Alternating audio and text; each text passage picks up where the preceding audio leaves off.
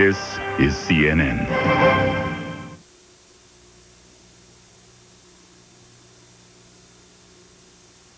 It's Showbiz Today with Bella Shaw in Hollywood and Laurin Sydney in New York. Bruce Springsteen warms up with his new band to prepare for his first tour in years. Also, the making of a rock concert will go behind the scenes with Genesis on the road. And Star Trek's Patrick Stewart beams his son aboard the Enterprise. Those stories and much more on Showbiz Today.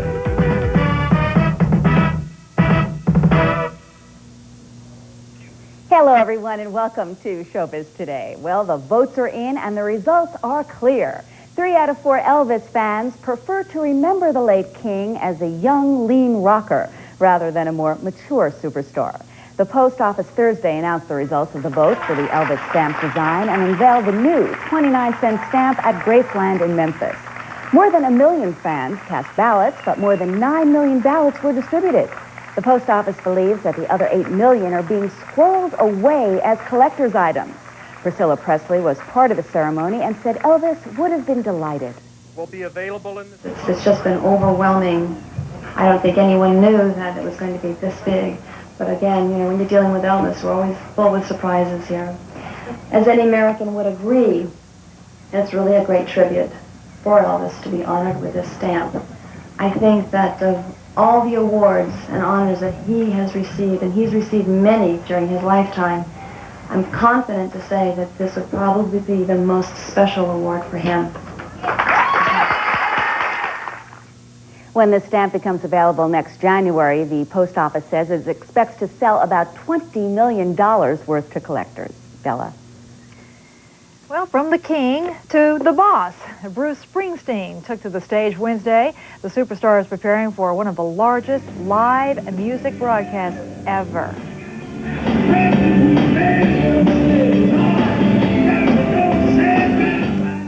This Friday, over 200 U.S. radio stations will carry a live performance from Springsteen called The Dress Rehearsal.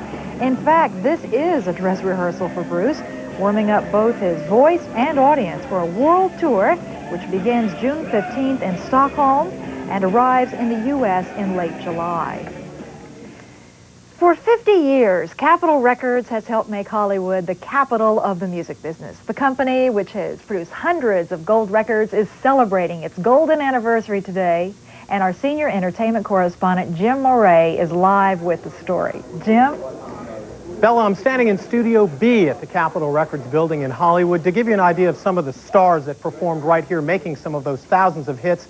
The Beatles, Nat King Cole, Frank Sinatra, and Judy Garland all made records right here. Right now, the stage behind me is set up for Ray Anthony and his orchestra. They will be performing for the Shindig to commemorate the 50th anniversary of Capitol Records. It's hard to believe that 50 years ago they were looking forward to half a century of gold and platinum. The year was 1942. Singer-songwriter Johnny Mercer and music retailer Glenn Wallachs convinced movie producer Buddy DeSilva to invest $10,000, and Capitol Records was born. The company's first hit was pressed on 78s. Remember those? Cow Cow Boogie was sung by an unknown Texas teenager named Ella Mae Morse. Somewhere there's music. Another Capitol artist of the 40s, Nat King Cole, turned out 22 years' worth of hits for the label. The 50s were equally golden. Capitol's roster included Mary Ford and her legendary guitarist husband, Les Paul. It was a very good year. 1953 was a very good year indeed. Capitol signed one of its premier artists, Frank Sinatra. 1956 saw the beginning of rock and roll, with Capitol's Gene Vincent helping lead the way. That year also signaled the birth of a Hollywood landmark, the circular Capitol Records Tower. In the 60s, Capitol had the rock franchise with the Beach Boys and the Beatles. Capitol's legacy continued into the next decade with Anne Murray, Helen Reddy, Natalie Cole, and the Steve Miller Band.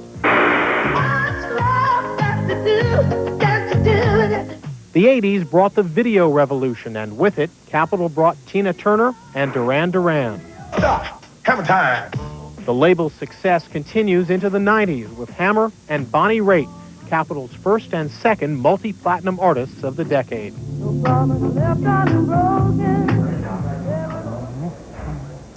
I mentioned Capitol Records' first hit, Cow Cow Boogie. We are honored to have with us the person who sang that hit, Ella Mae Morse. It's hard to believe that it's 50 years ago that you recorded that, not quite as nice an area as this. Isn't that incredible? Yeah, it was. We didn't know. It was our first studio, and we were all delighted with it. When you first went into the studio, bring us back if you could. Did you get a sense that it would be such a huge hit? Oh, no, because we had been doing the song for about 2 months in ballrooms around Southern California, and we knew it backwards and forwards. We'd done it so many times, and we started to do it. Finally, I got there at 10:30 that morning and at 4 that afternoon, and I was exhausted. And I thought, well, we're never going to do this. And Johnny Mercer took charge of the session, and he said, let's give it a run through. So we thought we were rehearsing, and everybody was relaxed, and we did it. And at the end of it, Johnny said, that's it, wrap it up. One take. And I burst into tears and said, I can do it better. And he said, no, you can't. And Bruce Squires won the trombone solo of the month in Metronome, and Charlie Griffith won the solo of the month in Downbeat for trumpet. How does it feel being part of such a tremendous legacy? It is so, well, it's indescribable. It's such an honor because this company put me on the map. I was completely unknown until Johnny Mercer and Glenn Wallach and Buddy Silva, and I'm looking at their picture, and it brings back such a flood of wonderful memories. We were a great family. You helped sell millions of copies of Millions records. and millions, yes. Isn't that neat? It's hard to believe, isn't it? Well, yeah, it really is. And yet, when you think about then, it was a freak. But nowadays, they can do that in a couple of weeks. No, I don't think so. I still take Yeah. my hat off to you. You Thank you think very so? much. Thank Yes, you. absolutely. Again, this is a commemoration of Capitol's 50th anniversary. It's hard to believe it's been that long, but you know what they say, time flies when you're having fun. I'm Jim Moray reporting live. Bella, back to you. What is Vibrance? Vibrance is your hair full of life.